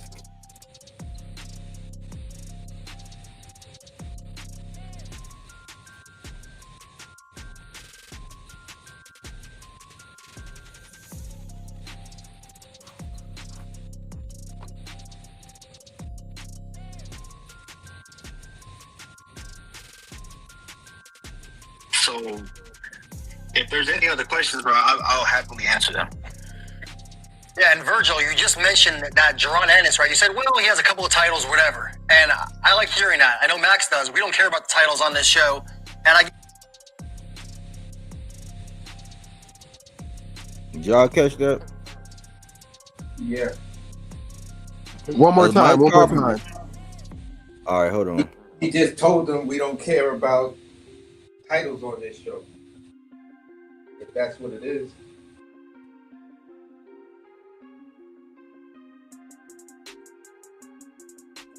Bro, I'll happily answer them. yeah, and Virgil, you just mentioned that Jerron Ennis, right? You said, well, he has a couple of titles, whatever. And I like hearing that. I know Max does. We don't care about the titles on this show. And I give you a lot of credit. We've heard people try to discredit you by saying that you've never been a champion. But to me, it's a lot more important to have real names on your resume. Guys like Majimov, you're fighting Lubin. Tell me that's why it's more important to you to fight quality opposition and to grab these paper titles. Look, at the end of the day, people are gonna watch the fights, right? People are watching the fights. You can put a title on. They could have put a title on that last fight that Jerron had against I'm not sure. I don't want to disrespect him. I don't know his name, but they could have did that and said he was a champion. You know, they did. They also did that with Zayas. Zima. Yeah. You know. It went out. No, I stopped it. Hold on. They wild. I want y'all to hear this again, though. This is what I be trying to say, man. Like this be the hypocrisy in boxing.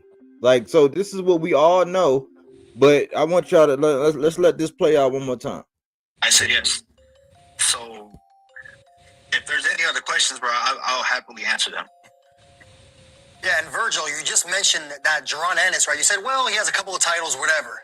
And I like hearing that. I know Max does. We don't care about the titles on this show.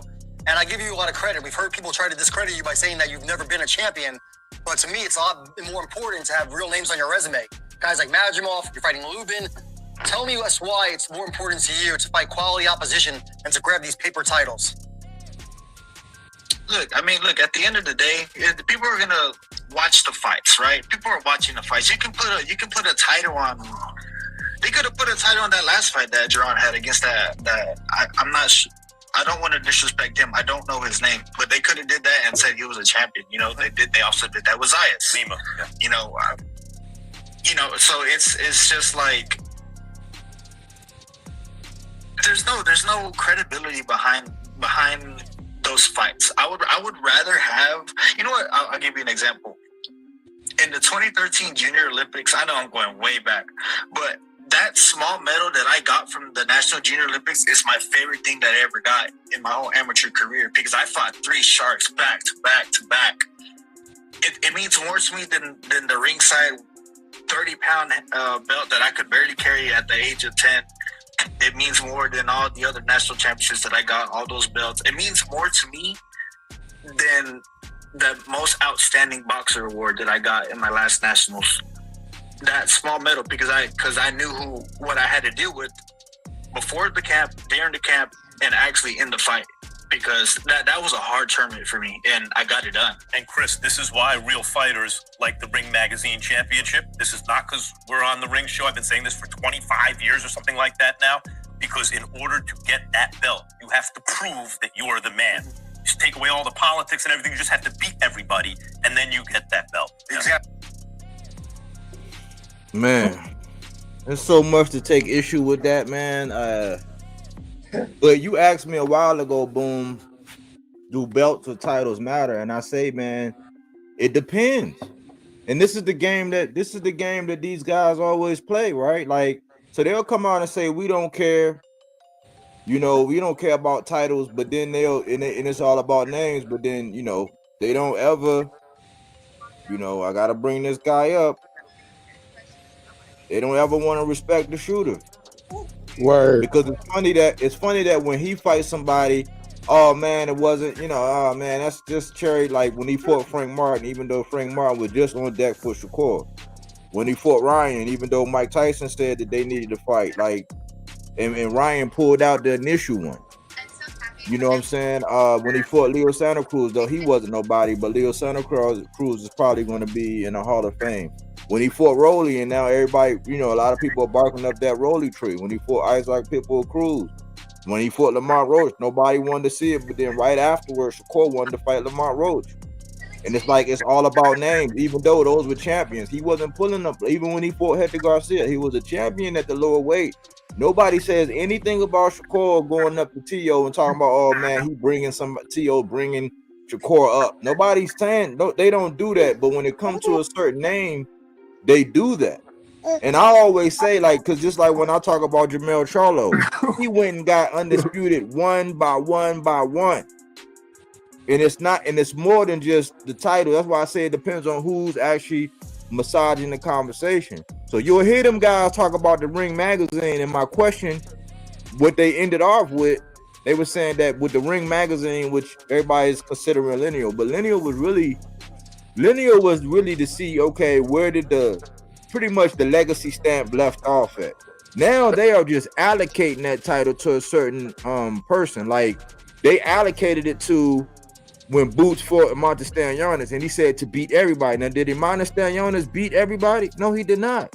Did Boots because they all got emailed their belts and they straps when Bud, you know what I'm saying, when he did what he did, they all got theirs pretty much the same way. Now, some people did fight and fight an eliminator, fight somebody to be in that spot. But that lineal was supposed to be like, okay, let's just say Mr. Gary Russell, right? Let's just say he ruled and he reigned, because he did for 6 years, 352 days, right? And he was the last guy to actually have that strap. Let's just say he retired or he goes somewhere and then somebody jump up in the division and they actually fight for that strap. It'll actually be kind of like a broken link, because unless somebody comes in and fights him for that strap when he had it, it starts over. What that lineal was supposed to do was, if it was somebody that held the strap down for 5 or 6 years, right, and then they got beat, so now they have it. It's almost like an invisible torch, or like the juice. Like you got the juice now because this guy had it. Now you fought him and you got it, like a king, like a kingdom. Like when you go to war and you and this other army going at each other and you conquer. So now you have it. Now that's your territory. That's what the belt and all that represents. That's what it was supposed to be as far as lineal. That's why T.O. when he fought Josh Taylor, because Josh Taylor, even though he arguably lost to Catterall, he was the last undisputed, and T.O. jumped up and beat him, even though technically he won against Catterall, but we seen Catterall win, but they still credit him as being a lineal because T.O. fought that guy who had them all. And so history-wise, you could say, all right, well, the juice got passed from Josh Taylor to T.O. That's what it's supposed to represent. Nowadays, they're allocating that to certain fighters. Like if you're number 1 and number 2, because if you recall, Boots didn't beat everybody at 47. He beat everybody that he put in front of him. Stanionis didn't beat everybody at 47, but they fought for the lineal.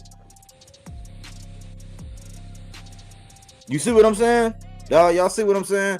So they'll come out and say, oh, well, we don't care about titles. Like we never did. It's like bullshit, because y'all don't want to give nobody, and it's about names. Well, when somebody else fight a name, y'all shit on that name.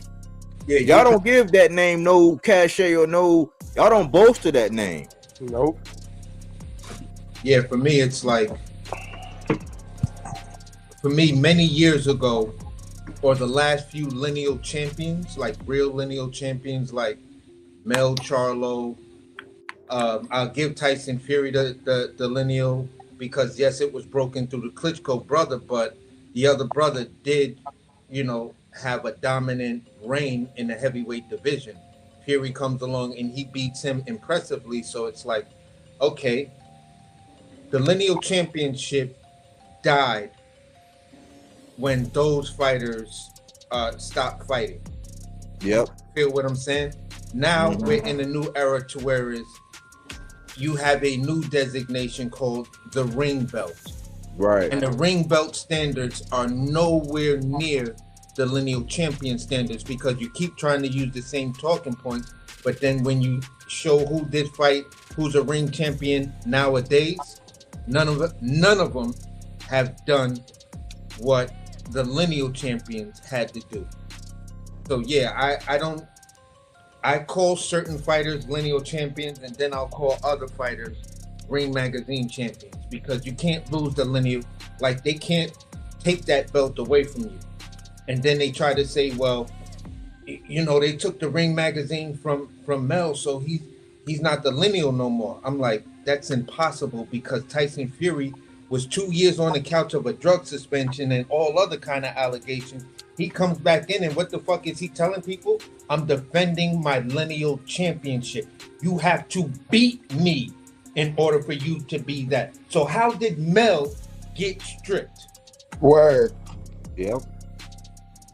There you go, AC. That's what I'm saying, man. That's what I be trying to say, man. Like, and they'll sit up here and gaslight us, man. They'll it's just funny, man, how they pick and choose when they want to acknowledge. That's why I say it depends. Like, to me, belts still matter. You know what I'm saying? Like, even though like Tank, I'm like probably one of the biggest Tank fans on the planet. But to me personally, belts still matter. For him, it's about the bread and all that. But see, he do still get the names. But see, they shit on him when he fight the names, or because it ain't the name that they want. After him, then it's okay for everybody else to fight him. And I'm like, that's that bullshit that they be doing with the conversation. But to me, belts still matter. A couple years ago, I put out something saying belts don't matter, and I had the Monopoly man running with a belt, and I had Jamel up there. And you know why I said that? I said because when Devin got undisputed, you would think that he beat motherfucking Jack Johnson to get his undisputed. He beat Kambosos. He fought one time and got undisputed. And they shit on Jamel. Like, people say, oh no, he ain't worthy and all that now. But it's like, how was he not worthy when he was undisputed? And they don't want to acknowledge that. That's why I said, man, it depends on who you talk to, whether or not belts matter. Like, in my heart of hearts, the belts matter, because if boxing worked, that would be the test to see. Okay, we got 4 of them. Well, actually, we got 5 of them if you want to include the ring. But we got 4 main belts. So it's 4 kingdoms in that weight division. Okay, cool. With as many boxers out here in the world, we can live with 4. It'd be better if it was just 3, but we can live with 4.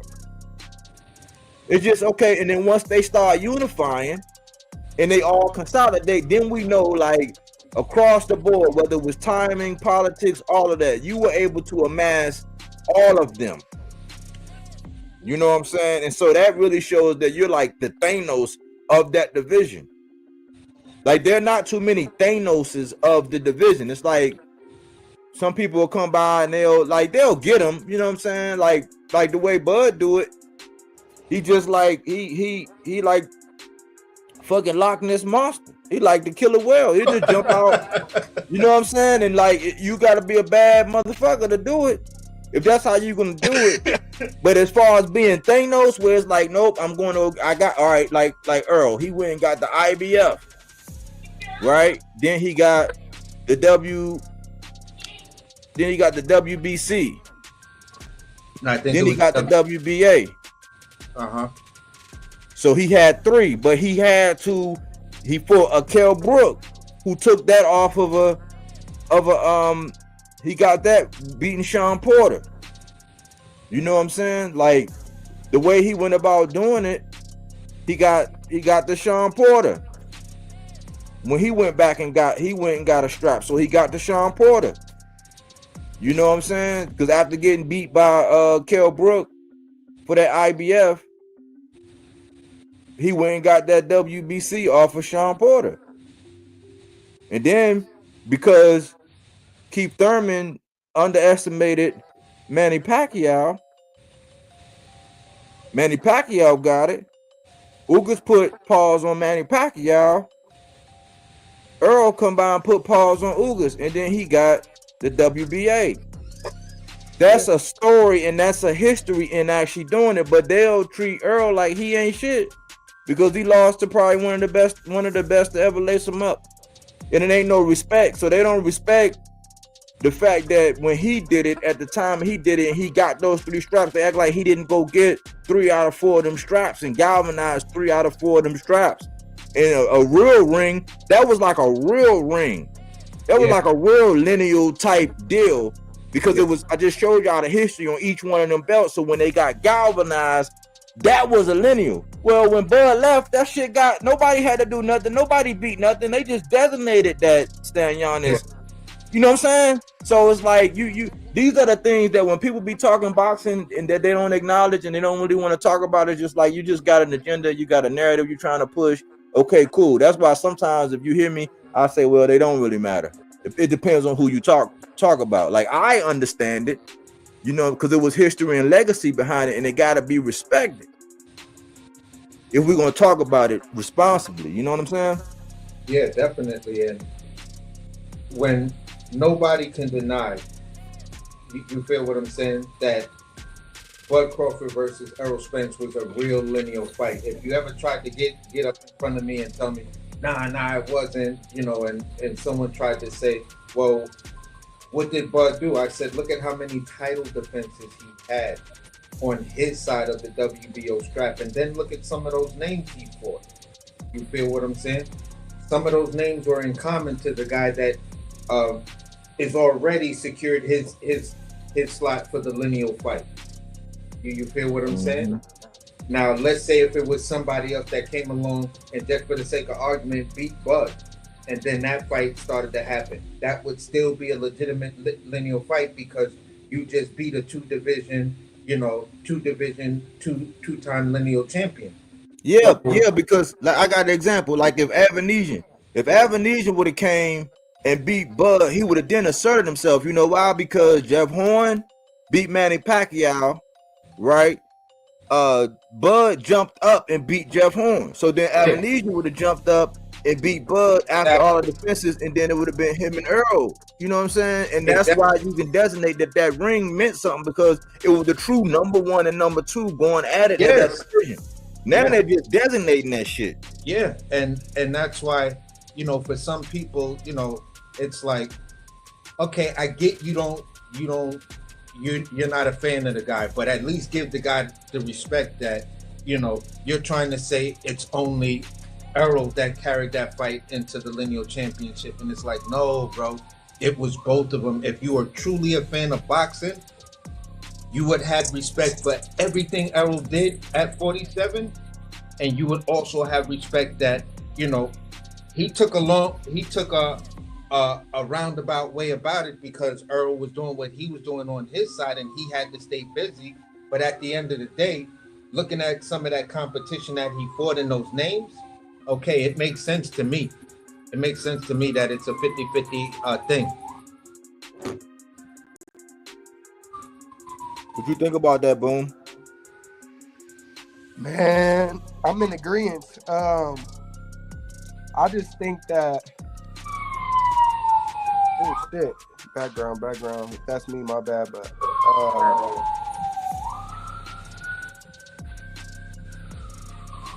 in my opinion, though, I feel like it's everywhere, man. You know, but I don't know. It's just hard for me to either argue or say too much right now.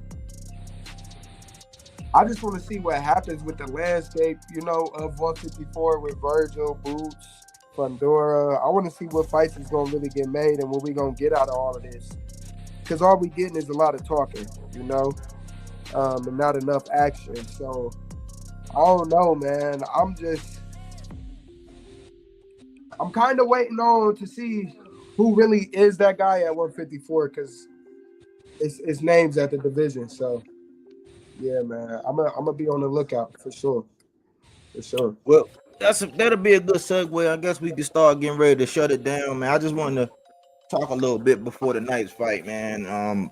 Before everybody get ready for the fights. Andre Ward. Andre Ward recently came out and he was talking about Boots. And he basically said, man, AC, you would have thought, man, he was listening to your material, brother. Oh, did you hear what Andre Ward said? I actually, it's one of those situations again, Body. I actually have the video pulled up that I haven't watched it yet. You feel what I'm saying? He's got on a, let me make sure. I know he had on like a bluish t-shirt or something like that. Is that the video? Yeah. So basically he said it's one of those things to where you always fighting in your backyard, you in your dungeon, and so you're not getting the kind of competition that you need to where when the time is right and somebody can really turn up, that your senses are heightened enough because it's that big of a threat. He said the concerning thing, he said, as far as the eye test, he said everybody can look and see that you're talented. He said, but to be this far in 35 fights and you've never fought an elite fighter. He said that concerns me. So, yeah, no, I'm with Andre 110%. The only thing is I want to see what happens, bro. This division, everything about it, I love it. I love it. So again, I'm a huge fan, but y'all know, shout out to Bodywork, man. I really want to say, man, if y'all watching his content, y'all really learning something. Y'all getting a lot of knowledge. Shout out to AC. Shout out to myself. Appreciate y'all for always letting me be here. What my guys say, Bodywork boxing, man. Make sure y'all tap in always, man. Again, it's big fights tonight. Bodywork, I am gonna be texting you. AC, definitely get up with me. I need you to help me out with a little regiment for upcoming camp for fighting 2026 of January. So okay, I got you, bro. If you really want to, here I'm gonna type my number in the chat for you. I think I got it already. I just been mauled in a river of research is the best way I could say it. No, I respect it. You know that, but hey, get up with me so I can get on the regiment ASAP. Oh, and for sure. Again, man, shout out to my Uncle Body, man, for real, man. Keep putting out that game, keep putting out that quality content, man. And hey, man, Boom Boom will be back January 2026, man. Me and Papa Bo, we've been talking, man. So expect to see me in January, y'all. All right, that's what's up, bro. That's definitely what's up. Yes, sir. Big news coming, Body. I'm gonna text you the info. All right, man. Enjoy your evening then. Yes, sir. All right, man. But at the end of the day, bro, I'm gonna say it like this, man. The 54-pound division, yeah. What Andre Ward feels about Boots, yeah. You feel what I'm saying? Because the eye test is there, and this is why my argument was like, bro, why do y'all keep screaming for him versus Bud? Bud could easily destroy this young man's career. Like fuck his mind up. You feel what I'm saying? If you don't think it's real, look at Jared Anderson and Bacoli. You feel what I'm saying? So for me, go ahead. I'm almost at a point to where I'm like, man, but how much bread would they give you to go do it, man? I mean, how much bread would they give you to go do it, man? Just to like, you know, to kind of, you know what I'm saying, put the demo down, and you know what I'm saying? But like this is the thing, this is the reason why I put it, because when I said it, I'm a hater. When I'm critical of it, I'm saying, listen, I want to see you up against the top guys. I want to see you against somebody, like I want to see the Ferraris and the Lamborghinis race. Like, you know, I'm tired of seeing Ferraris against Porsches. I want to see the Ferraris against the Lambos. When I said I'm hating, but see, now that Andre Ward said, it's either one of them things where it's like either he's part of Bud and you know, when he's overseeing and putting out a message because he's affiliated with Bud and that whole crew, or he just telling the truth on this one. Yeah. I think it's more like he's just telling the truth on this one. And when you have a Hall of Famer that say something that line up with what I've been saying, you know what I'm saying? It's always, you know what I'm saying? That's like a cosign, basically, to what I've been saying in a roundabout way this whole time. Yeah. It's time to get a name. You know what I'm saying? It's time to actually cement yourself up there with somebody of your caliber. Yeah, for sure. And at the end of the day, for me, it's like, and I think I'm surprising some people who are fellow Devin Haney fans or whatever, and I'm saying it like this: Brian Norman stops Boots. Brian Norman stops Devin Haney. Y'all cannot argue that Boots has a better resume than Brian Norman, because he does not have a Devin Haney nowhere on his resume. That's an absolute. He does not have anybody as near as accomplished as a Devin Haney on his resume. And that's a good segue to close out right here, AC. I've been seeing and hearing Richardson Hitchins, man, talking that big boy shit, you know what I'm saying? Talking about how, yeah, he want to go up there. And at first I was just like, nah, keep your head in the swivel, stay at 140. But it's almost like, because then I also seen the rebuttal from Senior.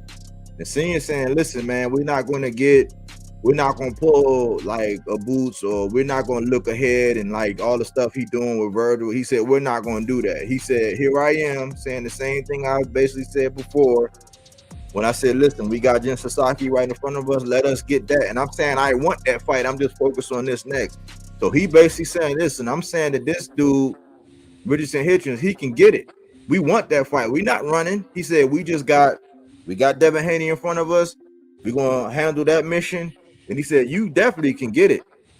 And so that's why I had this up here, because Richardson Hitchins, man, it might not be the way that I would want him to get the publicity, but I guess he is kind of figuring out a way to be able to stay relevant in this new era where you got actually people talking and him jumping in doing interviews and stuff like that. But he's saying that, yeah, he really want the winner, and he's willing to move up like right away to go do it. Like, what do you think about that? What I think about it is this: Brian Norman beats Devin Haney.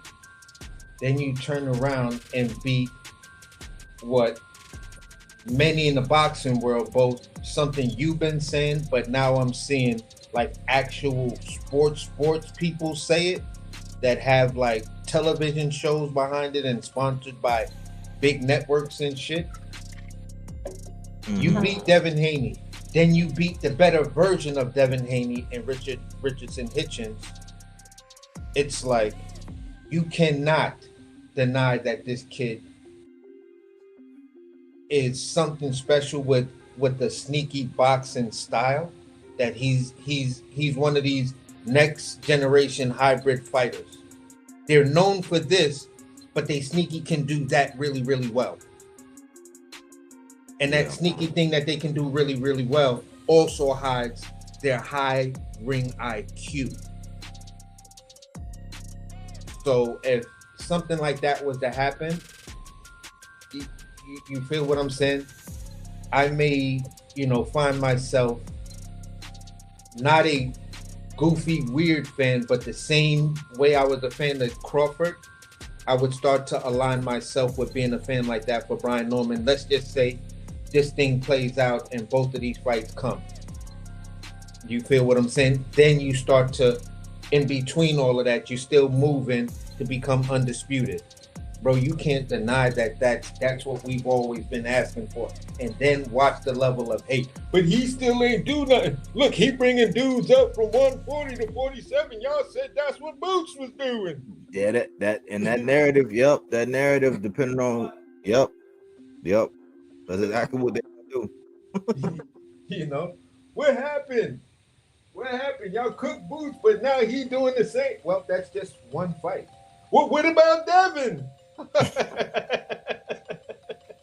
You feel what I'm saying? So The thing I like about them though is no matter what, from the car, from the parking lot, from the highway, from leaving their own house, you feel what I'm saying?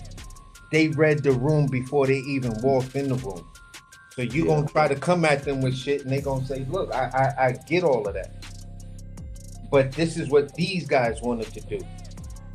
We told you what we doing, but if they want to keep coming up and they're big names, and this is prize fighting, why not knock them off to show I am the best? Why not knock them off to say, I'm really like that? Like he likes to say, I'm really like that. So, yeah, they going to be prepared for all of those talking points. They going to be prepared because, you know, they do their homework. They know the room, the route, the parking space. They know everything before they even walk in the room. And that's the thing that people, y'all just not getting. And I'm talking about the general public who's coming with these narratives. It's like y'all just not getting. And if this kid does what we're expecting, then it's a done deal. His personality is really coming out now. Like the world is starting to see it, and so many people saying, "Man, how can you?" I look at the comments. They saying, "How can you not like this dude? He did that Floyd impersonation." Oh, that shit! He had the face. Like, bro, no, he made sound investments. He made sound. Right. Yeah. He got the face down and everything. The facial expressions, like, wow, that's the part that was fucking with me because I think he's going off of how Floyd was talking when he was working out for that McGregor fight. When he was going from bag to bag, hitting everything, and he was just doing an interview right there. And they was asking him, oh, "Okay, Floyd, what do you think about this fight? Is there a possibility for this fight after the McGregor fight?" He was like, "I don't know. It's a really good dude. You know, he's a good fighter." And so that's what kept on making me go back to that. I was like, I think that's that Conor McGregor interview training thing, because that's the only thing that instantly hit me.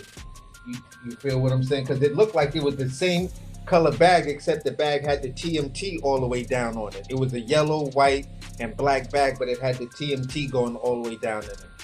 And I was like, oh wow, that's crazy. But then he killed him with the y'all talk about fashion. He said, "Man, listen, I just want to throw hands and make bands." You know what I'm saying? I was like, man, he getting his one-liners down. Shit that you can't teach, man. Like, you can't really teach, man. You gotta, with social media, he's definitely maximizing the spotlight. All he gotta do is carry out the mission on the 22nd, man, and the rest is history. And just to segue off of that, the one line that he had off the mission, it was like, "So how are you feeling about this and that?" He was like, "Listen, I don't fight off the feelings. I fight off the mission." I was like, this motherfucker, bruh. Yeah. Right. Yeah, this is just show up and show out, bro. Give us what we expecting. And you know, you'll have that mansion with the globe in it and everything, and just how Body had, you know, the Scarface jump off. You literally can walk into that house that you got now and have that big world is yours, you know, jump off right there. You know? Mm-hmm. So I'm totally aware. His pops is completely aware of it. They address everything. They listening to the naysayers, and I think for them, they're probably listening more to the naysayers than the people who are actually praising them, because when they talk, they always addressing a point that the naysayers are saying, "Well, I'm seeing them in front of the camera too much." So that if they give 2 hours a day for interviews and stuff like that, and get as many interviews as they can in that 2 hours, what the fuck you doing? What the fuck you think they doing for the other 22 hours? And I was like, see, That's what I'm talking about, man. They reading the room long before they get in there. They got the answers for y'all bullshit ass talking points as soon as they get in there. They have it. They're telling you it's desperation.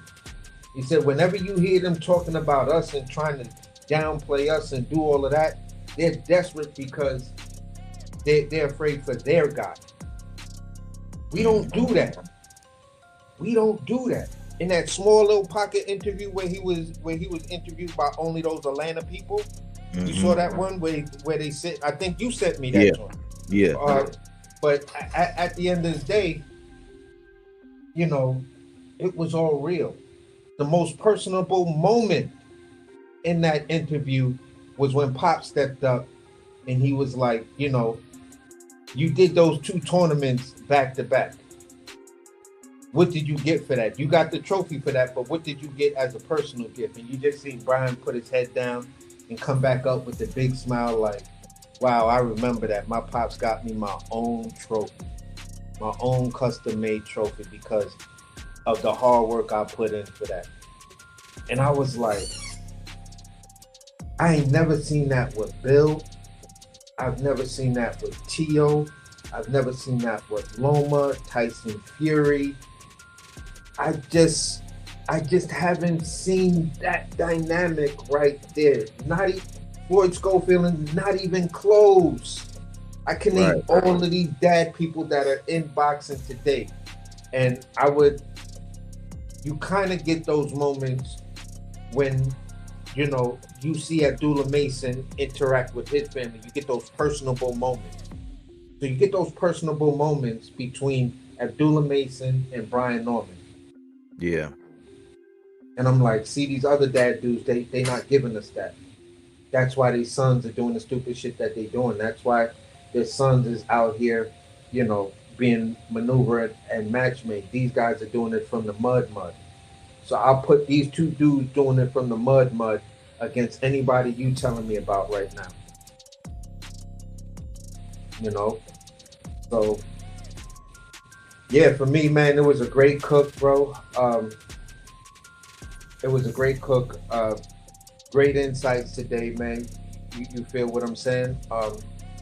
Hitchins, if you're going to go up to 47, you got a big fan over here in Bodywork Boxing that said that might not be the move, but hey, if you're willing to sign your name on that contract, bro, you feel a certain way. You feeling real froggy right now. You understand that I may need something big to get the lights back on me, so I have some leverage when I go back and talk to Eddie. Yeah. This was just a good appetizer for the night, man. Because I was thinking about calling. I said, nah. Lately, I've been enjoying the fights. I get to talk to my lady, and she watching the fights with her, man. It'd be funny as hell, man. Like she seen that fight when Boots. She seen one of the highlights when Boots hit the Lorme. She was like, "God damn!" She hit him. He hit him with a 3-piece crispy, didn't he? I'm like, you know what I'm saying? What I'm gonna do with you? You know what I'm saying? So I just want to enjoy the fights. You know what I'm saying? And watch them and not have to worry about entertaining nobody while I watch, because I want to be paying attention and see what's going on this one. Yeah. So I just wanted to come out early and do something because I ain't gonna be on later. Yeah, for sure, bro. And lately I've been trying to get my lady into watching boxing. She know the fighters now. She know who I'm talking about and stuff like that. And when we watched the Edgar Berlanga and Hamza fight, because she's a short Puerto Rican woman, and short Puerto Rican women have this like little tone with their voice. And when Hamza hit him, she was like, oh my God. I was like, you feel what I'm saying? Yeah. She was like, oh, he hit him so hard. I was like, yeah, it's what it is. She was like, no, I used to watch boxing with my brothers and my father, but I'd never seen a fighter that tall before. So I was, it's fun sometimes just chilling with your lady and watching a boxing match and stuff like that. You feel what I'm saying? And then sometimes you got to be reciprocal with that and just lay up and watch one of her favorite shows with her. So Yeah. It is what it is. So at the end of the day, bro, enjoy your night, man. We'll definitely be probably texting or whatever between these fights going on tonight. And yeah, man, we'll cook All right, when bro. all of this is over. Yeah, one. All right, man. Enjoy your evening. You too, bro. All right, man.